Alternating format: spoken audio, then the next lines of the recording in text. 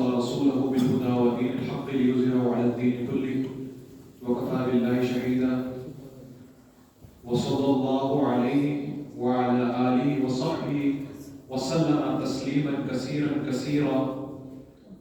أما بعد أعوذ بالله من الشيطان الرجيم. بسم الله الرحمن الرحيم. قال الله تعالى في القرآن الكريم: وَلَقَدْ يَسَّرْنَا الْقُرْآنَ لِلذِّكْرِ فَهَلْ مِن مُّدَّكِرٍ. صدق الله العظيم. اللهم طهر قلبي من النفاق وعملي من الرياء ولساني من الكذب وعيني من الخيانة. آمین یا رب العالمین. الحمدللہ اللہ تعالیٰ کے فضل و کرم سے آج ہم عربک گرامر کورس کا آغاز کرتے ہیں اور یہ بالکل شارٹ کورس ہے. ایک گرامر پڑھائی جاتی ہے مدارس میں اور مدارس کا سلسلہ کچھ ایسا ہوتا ہے کہ اس میں مدرس سامنے موجود ہوتے ہیں اور لکھنا لکھانا ذرا کم ہوتا ہے. وہ بولتے جاتے ہیں اور ان کے جو اسٹوڈنٹس ہیں جو ان کے طالب علم ہیں وہ پڑھتے جاتے ہیں. ہمارا ذرا جو انداز ہوگا وہ تھوڑا ڈفرینٹ ہوگا, تھوڑا سا فرق اس طرح ہوگا کہ یہاں پہ ہر قسم کے لوگ موجود ہیں, ان کے لیے یہ کورس اسپیشلی ڈیزائن کیا ہے. اس سے پہلے کچھ تنقیدی باتیں میں نے آپ کے سامنے ایک آیت تلاوت کی ہے وَلَقَدْ يَسَّرْنَا الْقُرْآنَ لِلذِّكْرِ فَهَلْ مِن مُّدَّكِرٍ. اللہ رب العزت فرما رہے ہیں کہ میں نے جو قرآن مجید بھیجا ہے اس کو میں نے تمہارے سمجھنے کے لیے بہت زیادہ آسان کر دیا تاکہ تم نصیحت حاصل کرو. اب یہ نصیحت کون سی ہے؟ ایک نصیحت تو وہ ہے جو ہم اپنے روزمرہ معاملات میں استعمال کرتے ہیں اپنی زندگی گزارنے کے لیے, اور جو سب سے بڑی نصیحت ہے وہ ہے الموت, یعنی کہ وہ موت جو ہمیں آنی ہے. اب اس نصیحت کو ہم حاصل کیسے کریں؟ ایک دفعہ جنازہ ایک جا رہا تھا محلے میں سے, تو ایک شخص نے اس جنازے کے ساتھ جاتے ہوئے ایک بزرگ سے پوچھا کہ بابا جی یہ کس کا جنازہ جا رہا ہے؟ تو بابا جی ذرا موڈ میں تھے, انہوں نے فرمایا کہ بیٹا یہ تمہارا جنازہ ہے. تو وہ جو صاحب تھے وہ ذرا غصے میں آ گئے. انہوں نے کہا بابا جی آپ نے کیا بات کر دی؟ انہوں نے کہا اگر تمہارا نہیں تو پھر یہ میرا ہے. تو یعنی کہ یہ اتنی اٹل حقیقت ہے, اس سے ڈینائی کیا ہی نہیں جا سکتا, اس کو آپ انکار نہیں کر سکتے. پھر بابا جی نے فرمایا کہ کیا تمہارے والدین زندہ ہیں؟ وہ شخص نے کہا نہیں میرے والدین زندہ ہیں. تو انہوں نے کہا اس سے بڑی اور کیا بات ہوگی. تو جو موت ہے وہ ہم سب کو بھول چکی ہے اور نصیحت بھی ہم سب کو بھول چکی ہے, اور اس پہ سونے پہ سہاگا یہ ہے کہ ہمیں نصیحت حاصل کیسے ہو جب ہمیں زبان ہی نہیں آتی قرآن مجید کی. جو جب تک ہم اس کی زبان قرآن مجید کی نہ سیکھیں تو نہ تو ہمیں اس کا کوئی فہم حاصل ہوگا, اور تھوڑی سی کڑوی بات, نہ ہمیں ایمان حاصل ہوگا. آپ شہد کی بوتل کو گلے میں لٹکا لیں اور اس کو کھائیں نا تو آپ کو اس کو کوئی مزہ آئے گا؟ آپ ڈاکٹر سے دوائی کا کوئی نسخہ جو کیمیکل کا ہوتا ہے وہ لکھ کر لے آئیں اور اس کو کھائیں نا, اپنے گھر میں رکھ لیں سجا کے اوپر, اس کا کوئی فائدہ نہیں ہوگا جب تک آپ اس کو کھائیں نا. اسی طرح فرمایا, ایک شعر بڑا زبردست ہے کہ اتر کے ہرا سے سورہ قوم آیا اور ایک نسخہ کیمیا ساز آیا. یہ رسول اللہ صلی اللہ علیہ وسلم کے بارے میں بیان کیا جا رہا ہے. وہ جو نسخہ کیمیا ہے, وہ جو کیمیکل کمپوزیشن ہے, جو کیمیا ہے, وہ قرآن مجید ہے. آگے کہتے ہیں شاید کہ وہ بجلی کا کڑکا تھا یا سوتے حالی, عرب کی سرزمین جس نے ساری ہلا دی. حضرت خالد بن ولید رضی اللہ تعالیٰ عنہ جب رومن ایمپرر یعنی کہ جو سلطنت روما کا جو بادشاہ تھا اس کے سامنے کھڑے تھے, تو وہ سامنے کھڑا ہوا حضرت خالد بن ولید کو دیکھ رہا تھا. اس نے کہا کہ مجھے تمہارے اندر جو ہے وہ بھوک نظر آ رہی ہے, افلاس نظر آ رہی ہے, تمہارے یہ جسم پر اتنے زخموں کے نشان ہیں اور تمہارے جوتے بھی ٹوٹے ہوئے ہیں اور تم ہم سے لڑنے آ گئے. تو حضرت خالد بن ولید نے بڑا پیارا لگا, بلکہ اس نے ایک اور بات کی کہ تم تو گو کا گوشت کھانے والے ہو, اونٹ کا دودھ پینے والے ہو. تم یہ پہلے بھی آتے تھے یہاں پر لوٹ مار کرتے تھے, لوٹ مار کرو اور چلے جاؤ, کیوں ہمارے سر پہ پڑے. حضرت خالد بن ولید کے دو بڑے زبردست جملے انہوں نے کہا ایک تو بات یہ ہے کہ پہلے تو ہم آتے تھے خود اور لوٹ مار کر چلے جاتے تھے, اب ہم آئے نہیں ہیں بلکہ ہم بھیجے گئے, ہمیں بھیجا گیا. اور دوسرا مجھے یہ بھی پتا لگا ہے کہ رومن جو لوگ ہیں ان کا خون بڑا میٹھا ہوتا ہے, تو ہم وہ تمہارا خون بھی پینے ہیں. یہ تو انہوں نے اس کو ڈرانے کے لیے کہا. تو آپ جو لوگ یہاں پر موجود ہیں, آپ یہاں پر آئے نہیں ہیں بلکہ آپ بھی انشاءاللہ بھیجیں گے, کیونکہ یہ جو چیز ہے اس کے لیے وقت نکالنا بہت ضروری ہے. جب قاری صاحب آپ کے سامنے پڑھ رہے ہوتے ہیں قرآن مجید اور آپ کو سمجھ نہ آ رہا ہو, یقین کریں اس کا تھوڑی سی باتیں کرنی ہیں لیکن یہ سچ ہے, اس کا فائدہ وہ نہیں ہے جو اس چیز کا فائدہ جب اس کو فہم کو حاصل کریں. ایک بات اور سمل میں کہنا یہ چاہتا ہوں کہ اس کورس کو آپ انٹرنیٹ پہ بھی اٹینڈ کر سکتے ہیں، اس کو انٹرنیٹ پہ بھی استعمال کر سکتے ہیں، وہاں سے ویڈیو دیکھ سکتے ہیں، لیکن وہاں سے آپ کو جو یہ درس و تدارس کا ایک جو نظام ہے، اللہ رب العزت نے فرمایا کہ جب رسول اکرم صلی اللہ علیہ وسلم نے فرمایا کہ جب کسی بھی محفل میں قرآن مجید پڑھا اور پڑھایا جا رہا ہوتا ہے تو جو فرشتے ہیں وہ اس پر تھام لیتے ہیں اس محفل کو، اور جس طرح ہمیں ستارے نظر آ رہے ہیں یہاں سے آسمان کے، تو فرشتوں کو بھی وہ محفلیں جو ہیں وہ اسی طرح ستاروں کے مانند نظر آتی ہیں۔ اور پھر فرمایا ایک اور جگہ پہ ید اللہ علی الجماع، کہ اللہ کا جو ہاتھ ہے وہ جماعت کے اوپر ہے۔ بڑی سمپل سی مثال ہے، میں آپ میں سے کسی کو کہوں کہ ایک مہینے کے مجھے روزے رکھ کے دکھائیں، کیا آپ لوگ رکھ سکتے ہیں رمضان کے علاوہ؟ لیکن رمضان میں جب آپ روزے رکھیں گے آپ دیکھ رہے ہو کہ بزرگ حضرات بھی رکھ رہے ہوتے ہیں، کیوں؟ کیونکہ اس وقت ایک جماعت کا ماحول بن جاتا ہے، ہر شخص وہ کام کرتا ہے۔ تو جب آپ یہاں پر بیٹھیں گے ہر شخص پڑھنے پڑھانے آیا ہوگا تو آپ کے لیے آسانی ہوگی، لیکن گھر میں جا کے اگر آپ کوئی کسی لیکچرر کی ویڈیو دیکھ لیں گے، کوئی ادھر سے کوئی جیسے محاضرات کا کوئی سلسلہ اگر آپ دیکھیں گے تو وہ جو برکات ہیں وہ آپ حاصل نہیں کر سکتے۔ حضرت عمر نے فرمایا ایاکم والفرقہ، اکیلے اکیلے رہنے سے بچو، اور ایک جگہ رسول اللہ صلی اللہ علیہ وسلم نے فرمایا کہ جو شیطان ہے وہ انسانوں کا، مسلمانوں کا، مومنین کا بھیڑیا ہے، اگر تم الگ الگ رہوگے تو وہ تمہیں اچک کر لے جائے گا، اس لیے جماعت کے اندر ہو۔ ایون کہ یہاں تک بتایا گیا کہ جب آپ سفر کریں تو 3 بندے اگر سفر کریں تو ایک اور امیر بنا لیں۔ اسی طرح یہ آپ کو واجبات نماز کا بھی کتنا اہتمام یہاں پہ مساجد میں ہوتا ہے، تو وہ بھی اسی وجہ سے ہے کہ جب آپ جماعت میں رہتے ہیں تو ایک کام آسان ہو جاتا ہے۔ تو یہ کچھ تمہیدی گفتگو تھی، انشاءاللہ ابھی ہم اپنے کورس کا آغاز کرتے ہیں۔ رسول اکرم صلی اللہ علیہ وسلم کی ایک بہت ہی پیاری حدیث ہے، فرمایا خیرکم من تعلم القرآن وعلمہ، آپ نے سنی قاری صاحب نے بیان کی کہ وہ جو قرآن سیکھے اور سکھائے وہ بہترین ہے، اور سیکھنے والے اور سکھانے والے دونوں بہترین۔ رسول اکرم صلی اللہ علیہ وسلم نے ایک اور جگہ فرمایا القرآن حجۃ لک او علیک، یہ جو قرآن مجید ہے یہ یا تو قیامت کے دن تمہارے لیے حجت ہوگا یا تمہارے اوپر حجت بنے گا، یعنی کہ تمہارے خلاف بنے گا، یہ گواہی دے گا۔ قرآن مجید کی جو زبان ہے یہ اللہ رب العزت نے ایسی اس کا انتخاب نہیں کیا، بہت آسان زبان ہے، اور اگر آپ میں سے کوئی ریاضی یا حساب دان کوئی یہاں پر بیٹھا ہے میتھمیٹیشین، اس کے لیے تو یہ سیکھنا بہت زیادہ آسان ہے۔ انشاءاللہ جیسے جیسے ہم چلتے رہیں گے آپ کے لیے آسانیاں پیدا ہوتی رہیں گی۔ تو انشاءاللہ بسم اللہ آغاز کرتے ہیں۔ ہر کام کی آسانی کی دعا بہت ہی جامع دعا ہے، بسم اللہ الرحمن الرحیم تو آپ پڑھتے ہیں، لیکن یہ دعا آپ کوئی بھی کام کرنے لگے بہت ہی جامع دعا ہے، اس کی بہت زیادہ برکات ہے، اور یہ میرا اپنا تجربہ ہے۔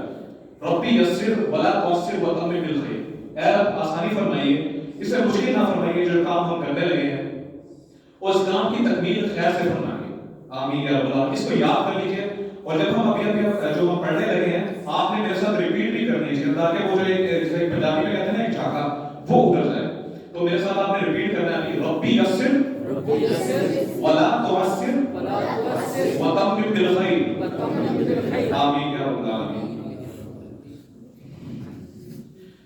کسی بھی کام کو کرنے کے لیے نیت کی بہت اہمیت ہے، خاص طور پہ ہمارے مذہب میں تو بہت زیادہ ہے۔ حضرت عمر رضی اللہ تعالیٰ عنہ جو فاتح بیت المقدس ہیں، ان سے یہ روایت رسول اللہ صلی اللہ علیہ وسلم نے فرمایا انما الاعمال بالنیات، کہ تمام اعمال کا دار و مدار نیتوں پر ہے۔ میں اس کا ایک اور طریقے سے ترجمہ کرتا ہوں، انشاءاللہ یہ ترجمہ آپ خود کریں گے اور انشاءاللہ 5-6 دنوں میں کرنا شروع ہو جائیں گے انشاءاللہ۔ انما الاعمال بالنیات، بے شک اعمال ہیں ہی نیتوں کے ساتھ۔ دو چیزیں، دو لفظ استعمال ہوتے ہیں، آپ کے سامنے لکھ رہے ہو، ایک ہے فعل اور ایک ہے عمل۔ اگر آپ اس کا ترجمہ کریں گے تو یہ دونوں کا ترجمہ آپ کام ہی کریں گے اردو میں، لیکن ان میں زمین آسمان کا فرق ہے۔ فعل جو ہے یہ ارادتاً نہیں ہوتا، جو عمل جو ہے یہ ارادتاً ہوتا ہے، اس میں مشقت ہوتی ہے، اس لیے فرمایا انما الاعمال بالنیات۔ اگر آپ اپنے گھر والوں کے لیے روزی کما رہے ہیں اور ان کو کھانا کھلا رہے ہیں، ان کی آپ دیکھ بھال کر رہے ہیں، اور اگر اس کے پیچھے کوئی نیت آپ کی نہیں ہے تو آپ اس کا کوئی ثواب نہیں، لیکن اگر آپ اس کے پیچھے نیت کر لیں گے تو آپ کو انشاءاللہ اس کا بھی ثواب ہے۔ تو فرمایا انما الاعمال بالنیات وانما لکل امرئ ما نوى، اور ہر شخص کے لیے وہی چیز ہے جس کی اس نے نیت کی ہوگی۔ فمن كانت هجرته الى الله ورسوله، آگے پھر اس کی مثال سے اس حدیث کو زیادہ بیان کیا جا رہا ہے کہ جس کی ہجرت اللہ رب العزت کی طرف ہوگی اور اس کے رسول کی طرف، فہجرته الى الله ورسوله، تو اس نے اللہ اور اس کے رسول کی طرف ہجرت کی۔ ومن كانت هجرته للدنيا يصيبها، اور کسی نے ہجرت کی دنیا کے لیے، اس کو حاصل کرنے کے لیے، او امرأة ينكحها، یا کسی عورت سے شادی کرنے کے لیے، فہجرته الى ما هاجر الیہ، تو اس کی ہجرت اس طرف ہوگی جس کی طرف اس نے ہجرت کی ہوگی۔ مثال دیتا ہوں، ہجرت بہت بڑی چیز تھی رسول اکرم صلی اللہ علیہ وسلم کے زمانے میں، اپنے گھر بار کو چھوڑ کر جانا.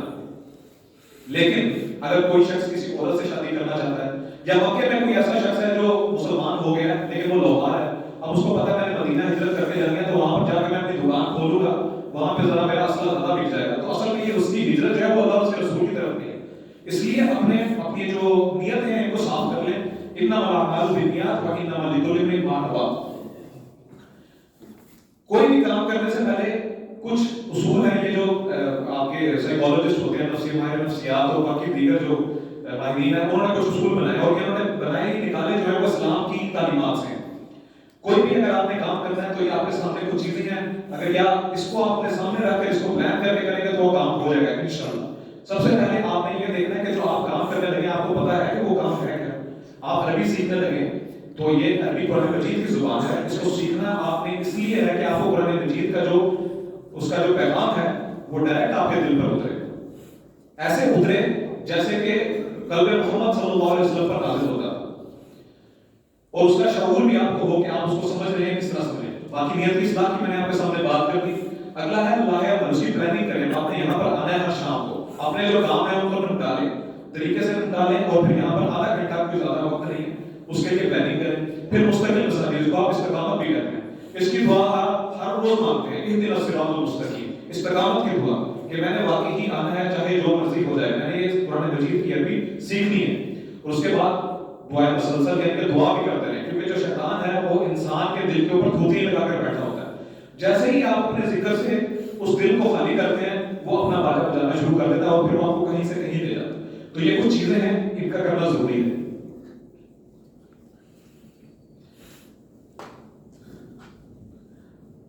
حضرت علی رضی اللہ تعالیٰ عنہ کے ایک غلام تھے، ان کا نام تھا ابو الاسود دوئلی. وہ ایک جگہ پر بیٹھے ہوئے تھے اور ان کے ساتھ ایک عرب تھا. عرب وہ تھا جو عربی میں ماہر تھا.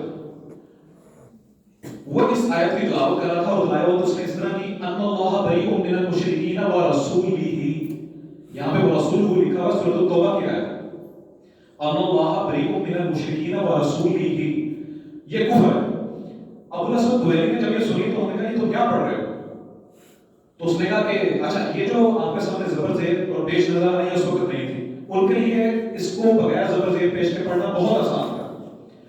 تو جب اس نے یہ سنائی تو اس نے کہا میں نے تو یہ بالکل رول اور ریگولیشن یعنی کہ گرامر کے مطابق پڑھی ہے.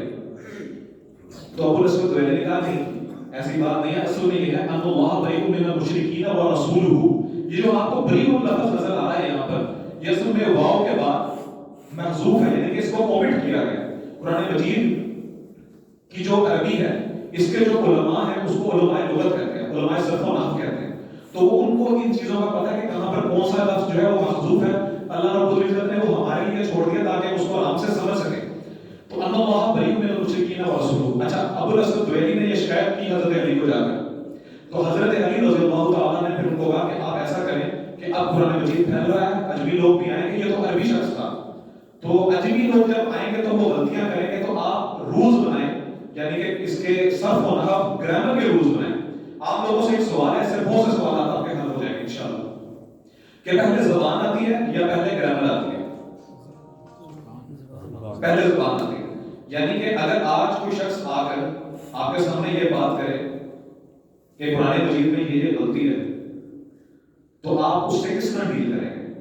آپ اسے یہی کہیں گے تم نے جو غلطیاں نکالی ہیں، یہ جو قواعد بنے ہیں یہ زبان کے بعد بنے، یعنی کہ پہلے زبان کی روچ پاتی ہے. جب معاشرہ بنتا ہے معاشرے میں ایک زبان جنم لیتی ہے، وہ جو زبان کے جو قواعد بنتے ہیں وہ کس لیے بنتے ہیں؟ وہ آپ اور میرے جیسے لوگوں کے لیے بنتے ہیں، ہمارے لیے سمجھنے کے لیے، کیونکہ اہل زبان کے لیے اس کی کوئی ضرورت نہیں ہوتی.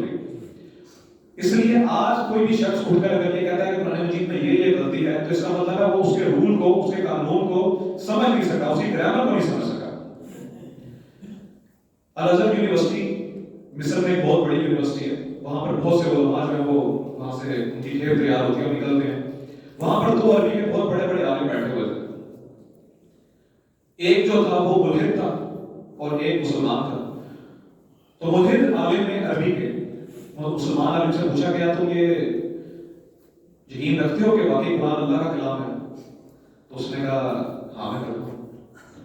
تو ملحد نے کہا اچھا جو مسلمان عالم تھا، اس نے کہا اچھا تو مجھے میں تمہیں ایک جملہ دیتا ہوں، تم عربی کے عالم ہو تو مجھے اس جملے کو ذرا بنا کر دکھاؤ کہ جہنم بہت بڑی ہے. تو اس نے عربی میں جتنا وہ استعمال کر سکتا تھا کہ جہنم بہت بڑی ہے، بے شک جہنم بہت بڑی ہے، تحقیق جہنم بہت بڑی ہے. یا ترجمہ پڑھتے ہیں وہاں پہ تحقیق لکھا ہوتا ہے نا، اس کا مطلب ہے کہ تاکید ہوتی ہے. تو اس نے اپنی جتنی زور کو لگا سکتا تھا، جتنی محنت کر سکتا تھا اس نے کر لی. پھر انہوں نے کہا اب میں تمہیں بتاتا ہوں کہ قرآن کیسے کہتا ہے کہ جہنم کیسے اتنی بڑی ہے. تو انہوں نے آیت تلاوت کی. جہنم سے اللہ رب العزت مخاطب ہو کر کہتے ہیں کہ حل طلاقی، کیا تو بھر گئی؟ تو پھر جہنم کہتی ہے حل من مزید، کیا اور بھی ہے؟ اصل میں بات یہی ہے کہ طریقہ بیان کرنے کا. اب اس نے اپنے جتنے بھی قواعد و ضوابط اس کے ذہن میں عربی کے تھے اس نے بیان کر دیے، لیکن وہ اللہ رب العزت کے اس معجزے کا جو ہے وہ اس سے وہ ٹکرا نہیں سکا. اسی طرح قرآن مجید کا معجزہ ہونا اور کس طرح ثابت ہے، دیکھیں آپ کو پتا ہے کہ ابو لہب جو تھا اس نے رسول اکرم صلی اللہ علیہ وسلم کا انکار کیا، اور تبت یدا ابی لہب وتب، یہ آیت یہ پوری سورت ہے وہ نازل ہوئی. ابو لہب کو صرف ایک موقع ملا ہوا تھا کہ وہ رسول اکرم صلی اللہ علیہ وسلم کو جھوٹا ثابت کر دیتا. وہ صرف اور صرف لا الہ الا اللہ محمد رسول اللہ ویسے ہی پڑھ دیتا جھوٹ سے. تو یہ پوری کی پوری سورت جو ہے جس میں اس کو جہنم کی جو ہے وہ وہی سنائی گئی ہے، خوشخبری سنائی گئی ہے، یہ ساری کی ساری ختم ہو جاتی ہے. لیکن ابو لہب اس سورت کے نازل ہونے کے تقریباً 10 یا 15 سال تک جہاں تک مجھے علم ہے زندہ رہا، لیکن اس نے کلمہ نہیں پڑھا. تو قرآن جو ہے وہ بہت زیادہ اس کے معجزات ہیں. آپ جب عربی سیکھیں گے انشاءاللہ آپ کو اس کا اندازہ ہوتا ہے. سب سے پہلے کسی بھی زبان کے جو ہے وہ حروف الہجا یعنی کہ جس کو الفابیٹس کہتے ہیں وہ سیکھنا بہت ضروری ہے. عربی کے زبان کے جو الفابیٹس جن کو حروف الہجا کہتے ہیں وہ ہیں 28، اور علماء کچھ علماء لغت جو ہیں وہ اس کو 29 بھی کہتے ہیں. یہ ڈفرنس کیا ہے یہ میں بھی آپ کے سامنے رکھوں گا. ان کو پڑھنے کا طریقہ کار کیا ہے؟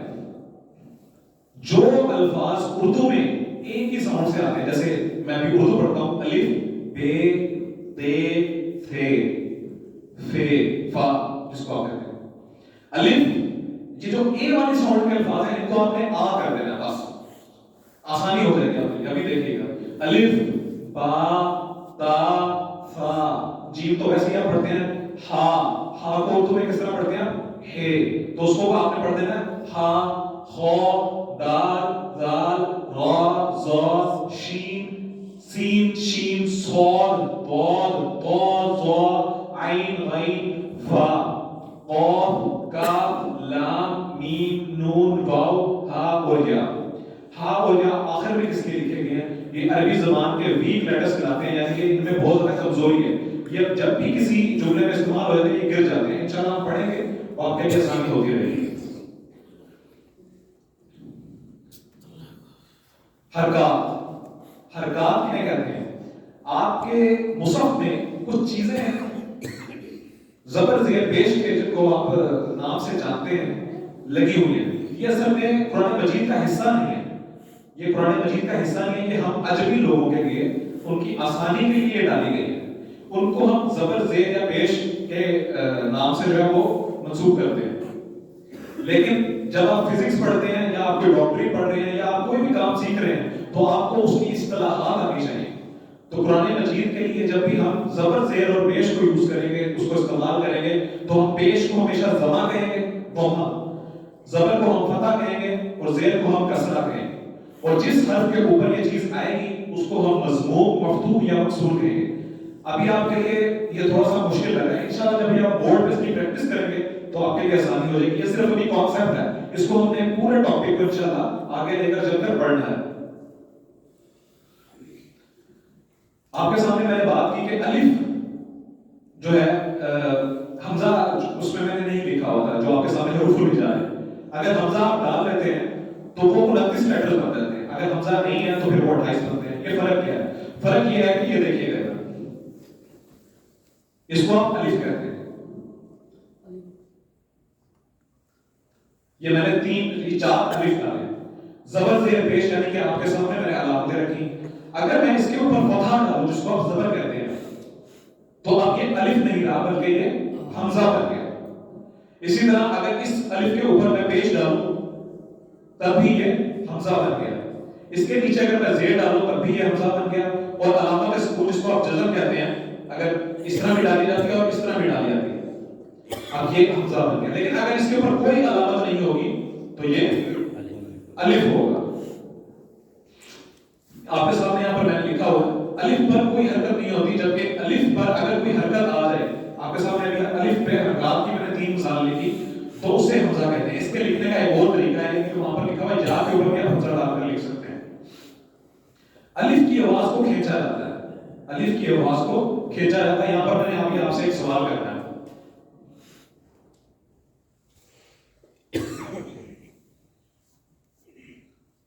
یہ کیا لکھا ہے؟ انسان کیا ہے جی؟ انسان کیا ہے جی؟ مخلوق. اور مخلوق سے پہلے انسان لفظ ہے. اشرف المخلوقات تو ہے, انسان ایک لفظ ہے. اب آپ نے مجھے یہ بتانا ہے کہ اس میں کتنے الف ہیں اور کتنے حمزہ ہیں؟ ایک الف ہے, ایک الف ہے اور ایک حمزہ ہے. حمزہ کون سا ہے؟ پہلے والا, یہ آپ کے سامنے لکھا ہوا. اور الف کون سا ہے؟ سین کے آگے. یعنی کہ الف وہ ہوگا جس کے اوپر کوئی حرکت نہیں ہوگی. اس کو آپ کیا کہتے ہیں؟ زبر. لیکن اب جب ہم عربی گرامر پڑھ رہے ہیں اس کو ہم کہیں گے فتحہ. اس کو آپ کیا کہتے ہیں؟ پیش. اب ہم عربی گرامر پڑھ رہے ہیں تو کیا کہیں گے اس کو؟ اصل میں ننے حفاظ بیٹھے ہوئے ان کو یہ چیزیں پہلے ہی پتہ ہے, تو اس لیے جو ہے اس کو آپ کیا کہتے ہیں جی؟ زیر. اور یہاں پر اس کو کیا کہیں گے آپ؟ کسرہ. اور اس کو آپ کیا کہتے ہیں؟ جزم. اس کو علامت سکون بھی کہہ دیا جاتا ہے. آپ کے سامنے نیچے میں نے 2 مثالیں لکھی ہوئی ہیں. الکتاب. الکتاب میں کتنے الف ہیں ذرا بتائیں مجھے, اور کتنے حمزہ ہیں؟ 2 الف ایک الف ہے اور ایک حمزہ ہے. اور ہما میں کتنے الف اور کتنے حمزہ ہیں؟ ایک الف ہے. اچھا ٹھیک ہے.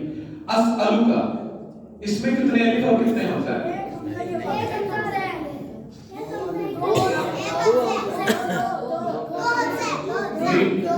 بزرگوں میں سے کوئی اسألک میں کتنے الف ہیں اور کتنے حمزہ ہیں؟ ایک الف 2 حمزہ. ایک الف 2 حمزہ. وہ تھوڑا ایکسپلین بھی کر دیں کس طرح.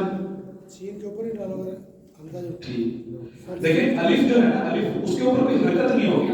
الف وہاں پر جو لکھا ہوا ہے اس کے اوپر زبر بھی ہے اور حمزہ کے اوپر بھی زبر ہے. اگر وہ خالی لکھا ہوگا جس کو کھینچا جائے گا تو اس کو آپ الف کہیں گے. اگر اس کے اوپر کوئی حرکت آ گئی تو پھر وہ حمزہ کہلائے گا. السماء, اس میں کتنے الف اور کتنے حمزہ ہیں؟ 2 حمزہ اور ایک 2 حمزہ. کس طرح کوئی بتا سکتا ہے بزرگوں میں سے؟ ایک الف کے اوپر ضرب ہے جی. اور ایک سین کے اوپر. نہیں, سین تو الگ ہے. ایک حمزہ کے اوپر کوئی حمزہ ویسے ہی لکھا ہوا ہے. اور الف کہاں پر ہے؟ ماں کے آگے. اچھا ماشاءاللہ. پہلی وحی آپ کو پتا ہے کون سی ہے؟ آپ نے نہیں بتانا بچوں. جی بزرگ, پہلی وحی کون سی ہے؟ اقرا. اقرا کیسے لکھتے ہیں؟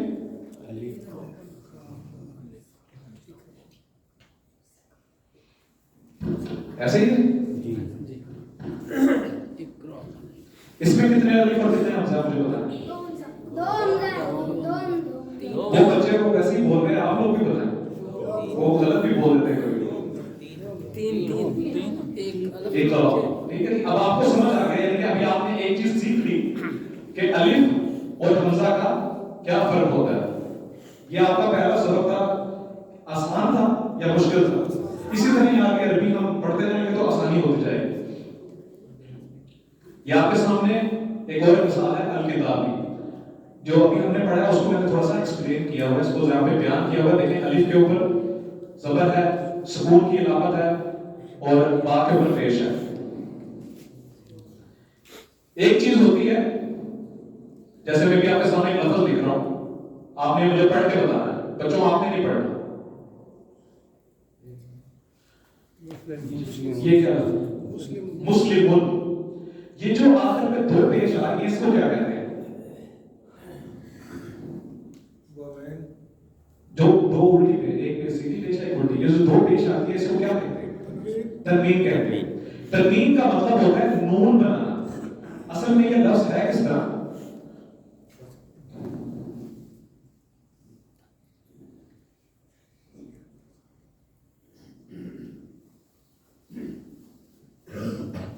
اصل میں یہ لفظ کس طرح ہے؟ مسلم آخر میں جو نون آ جاتا ہے، نون بنانے کو تنوین کہتے ہیں. یہ جو آپ کی دو پیش آ رہی ہے یہاں پر، اس کو تنوین کہا جاتا ہے. نون بنانے کے عمل کو تنوین کہتے ہیں. یہ ذہن میں رکھنے یہ بہت اہم قاعدہ ہے.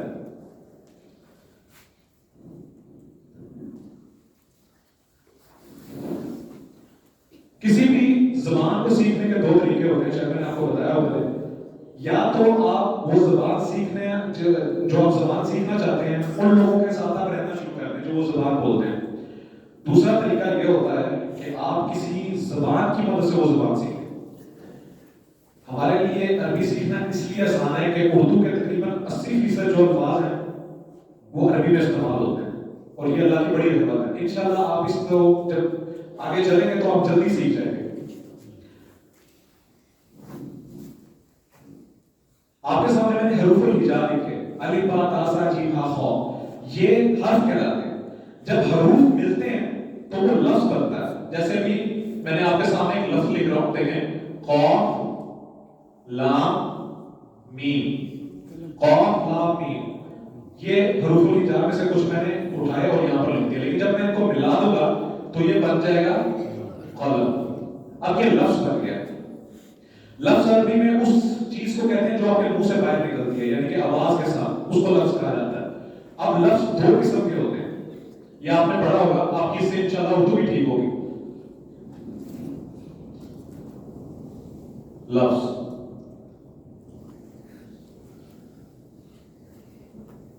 یہ کیا لکھا ہے؟ با مانا. با مانا یا مانی؟ مانا. اور یہ بے مانا. با مانا کا اس کا مطلب کیا ہوتا ہے؟ جس کا کوئی مطلب ہو. اور بے مانا کا کوئی مثال دے سکتے ہیں اس کی آپ مجھے؟ کتاب با مانا. اچھا، اور بے مانا؟ چھوٹی. ہاں، آپ کی اردو لگتا ہے اچھی. جیسے آپ نے کبھی چائے تو پی ہوگی لیکن وائے نہیں پی. روٹی کھائی ہے، چھوٹی بھی کھائی جی؟ نہیں، وہ چھوٹی ہے، چھوٹی کی بات ہے. تو وہ یہ جو لفظ جس کا مطلب نہیں ہوتا، اس کو محمل کہتے ہیں. محمل الفاظ کے ملنے سے جو الفاظ کا جو مرکب ہے، جو با معنی جو لفظ ہوتا ہے، اس کو عربی میں کلمہ کہتے ہیں. ذرا آپ نے نا مجھے اس پہ آرام لگا کے دکھانے، وہ میں نے اس لیے اس پہ آرام نہیں ڈالے. آپ سمجھتے ہیں نا کیا ہوتا ہے؟ بتائیں کیا ہوتا ہے جی؟ جی، اب آپ نے اس کو زبر نہیں کہنا، آپ نے اس کو فتح کہنا ہے. کاف پہ فتح، لام پہ کسرہ. کلمہ کو اردو میں یہ کلیمہ ہے. کلیمہ یہ عربی میں لکھ رہا ہوں. عربی میں نے آپ کو جو تنوین کا بھی سبق پڑھایا وہ میں نے آپ کو اس لیے پڑھایا، بس یہ انشاءاللہ ختم کرتے ہیں 2-3 منٹ اور، کہ جب بھی کوئی بھی لفظ آپ عربی میں لکھیں گے تو اس کی جو ایک عام حالت ہوتی ہے، تنوین کی جو حالت ہوتی ہے، اس پہ دو پیش آتی ہیں ہمیشہ. آپ نے اکثر سنا ہوگا جو لوگ عربی بولنے کی کوشش کر رہے ہوتے ہیں وہ تم بہت بولتے ہیں. تو یہ جو تم ہے یہ اصل میں کسی بھی لفظ کی عام حالت ہے. انشاءاللہ اس کی باقی حالتیں ہم پڑھیں گے. با معنی جو لفظ ہوتا ہے اس کو ہم کلمہ کہتے ہیں. اس کلمے کے آگے 3 قسمیں ہیں، اسم، فعل اور حرف. قرآن مجید میں کوئی بھی لفظ بے معنی نہیں ہے. جو بھی لفظ ہوگا وہ ان 3 کے اندر ہی ہوگا، اس کے علاوہ کہیں نہیں ہوگا. اسم کی کوئی مثال کے طور پہ آپ کا اسم شریف جی، آپ کا اسم جی، نام جی، آپ کا اسم میں پوچھ رہا ہوں، آپ کا نام کیا ہے؟ حبیب الرحمان. آپ کا بیٹا اسم کیا ہے جی؟ محمد حذیفہ. تو اسم کہتے ہیں نام کو. اب یہ کسی شخص کا نام بھی ہو سکتا ہے، کسی شہر کا نام بھی ہو سکتا ہے، کسی جگہ کا بھی نام ہو سکتا ہے. اور ایک اور چیز عربی میں اس کو شامل کر لیں، یہ کام کا نام بھی ہو سکتا ہے. مثال کے طور پر کھانا، پینا، مارنا، سونا، جاگنا، یہ بھی اسم ہے اور اس کو ہم کہتے ہیں مصدر. مصدر انشاءاللہ کہ آگے پڑھتے رہیں گے. فعل کس کو کہتے ہیں؟ کام کرنا یا ہونا. دے کسی کام کا کرنا یا ہونا زمانے کی قید کے ساتھ پہلے، یعنی زمانے کا قید کا مطلب یہ یا تو وہ ماضی میں ہوگا یا حال میں ہوگا یا مستقبل میں ہوگا. انشاءاللہ اس کو آگے پڑھیں گے. حرف کی کوئی مثال کے طور پہ ختم کرتا ہوں میں اس کو. آپ کے سامنے میں ایک لفظ بولنے لگا ہوں، حرف بولنے لگا ہوں، وہ یہ ہے کہ پر آپ کو سمجھ آ رہی ہے بھائی؟ نہیں آ رہی. لیکن ابھی میں ایک اور لفظ کے ساتھ ملانے لگا ہوں، میز پر. یہ سمجھ آ گئی آ گئی میز پر، یہ سمجھ آ گئی. یعنی کہ اس کے ساتھ کوئی ایسا لفظ اگر مل جائے تو وہ معنی دیتا ہے، تو اس کو حرف کہتے ہیں. ان کو ہم نے بڑی ڈیٹیل سے پڑھنا ہے. یہ صرف آج جو ہے آپ کا انٹروڈکٹری قسم کا لیکچر ہے. یہ آپ کے سامنے اس کی ایکسپلینیشن آ گئی. کلمے کی 3 اقسام ہوتی ہیں، اسم، فعل اور حرف. کسی شخص، جگہ، جنس یا اس کی صفت کا نام، کام کرنے کے مفہوم بھی. اس میں زمانہ نہیں ہوتا. اسم میں فعل، کام کرنا، ہونا تینوں زمانوں میں پایا جائے. اور حرف جس میں میں نے مثال لکھی ہے سے اور طرف. آپ کسی کو طرف بولتے رہے، اس کو سمجھ نہیں آئے گی. آپ کہیں گے اوپر کی طرف، نیچے کی طرف، تو پھر اس کو سمجھنا آنی شروع ہو جائے گی. تو اس کو کہتے ہیں کہ آپ. یہ کل کا ہمارا لیکچر ہے، اس کا میں تھوڑا سا آپ کو ایک بیک گراؤنڈ اس کا ایک ویو دے رہا ہوں. کسی بھی اسم کو جب ہم نے جملے میں استعمال کرنا ہے تو اس کی سی وی میں، جس کو آپ کہتے ہیں انٹرویو کے لیے، اس کے پاس 4 کے خصوصیات ہونی ضروری ہیں. کسی بھی اسم کو جب ہم نے جملے میں استعمال کرنا ہے اس کے اندر یہ 4 خصوصیات ہونی ضروری ہیں. اس کے علاوہ اگر آپ کو ان کی خصوصیات کا نہیں پتا تو آپ اس کو استعمال نہیں کر سکتے. وہ کیا ہے؟ اس چیز کا مذکر ہونا یا مؤنث ہونا بتانا. مثال کے طور پر اگر میں یہ کہوں کہ یہ میرا قلم ہے، یہ میرا قلم ہے یا میری قلم ہے؟ ذرا مجھے بتائیں میری قلم کیوں نہیں ہے؟ مذکر ہے. اگر میں یہ میری قلم ہوگا تو اردو کے لحاظ سے یہ غلط ہے. ٹھیک، اس طرح یہ میری ڈسٹر ہے یا میرا ڈسٹر ہے. ٹھیک، تو اس لیے آپ کو کسی بھی اسم کا مذکر یا مؤنث یعنی اس کا جینڈر ہونا پتا آپ کو ہونا چاہیے. واحد کا جمع ہونا. ایک ڈسٹر ہے، 2 ڈسٹر ہے، 10 ڈسٹر ہے. ایک قلم ہے، 2 ہے یا 10 ہے، یہ بھی آپ کو پتا ہونا چاہیے. اس کے بعد اس کا معرفہ یا نکرہ ہونا، یعنی کہ آپ اس کو اسپیسیفائی کریں. انشاءاللہ یہ ہم پڑھیں گے، آپ کے لیے آسانی ہو جائے. اور اعراب، پوری عربی جو ہے وہ اعراب کے ارد گرد گھومتی ہے. اگر آپ کو اعراب سمجھ آ گئی تو آپ کو عربی زبان سمجھ آ گئی. اس پہ ہم کم از کم 2 لیکچر رکھیں گے انشاءاللہ. لیکن آج کا جو لیکچر ہے وہ میں آپ کے سامنے ریپیٹ کرنے لگا ہوں. وہ یہ ہے کہ ہم نے حروف الہجا پڑھے. حروف الہجا کتنے ہیں؟ 28. اور اگر 29 میں تو کس کو شامل کر لیتے ہیں؟ حمزہ کو. حمزہ اور الف میں کیا فرق ہے؟ ہاں، حمزہ کے اوپر اگر کوئی حرکت آ جائے، الف کے اوپر کوئی حرکت آ جائے تو وہ حمزہ بن جاتا ہے. اور اگر الف کے اوپر کوئی حرکت نہ آئے تو وہ الف ہی رہتا ہے. اس کو جب آپ پڑھتے ہیں تو کھینچ کر پڑھتے ہیں. اس کے بعد ہم نے کیا پڑھا؟ تنوین. اس کے بعد ہم نے تنوین بنائی یعنی پڑھی یعنی کہ نون بنانے کا عمل. اس کو بھی ہم انشاءاللہ اعراب میں پڑھیں گے. اس کے بعد میں نے آپ کو بتایا کہ بامانی اور بے معنی یہ لفظ کی 2 قسمیں ہیں. قرآن مجید میں کوئی بھی بے معنی لفظ نہیں ہے، سارے بامانی لفظ ہیں. اور بامانی لفظ کو کلمہ کہتے ہیں. اس کی 3 قسمیں ہوتی ہیں، اسم، فعل اور حرف. اور اس کے بعد آپ کے سامنے یہ میں نے چارٹ رکھا کہ اب ہم نے اسم پڑھنا ہے ان 3 چیزوں میں سے.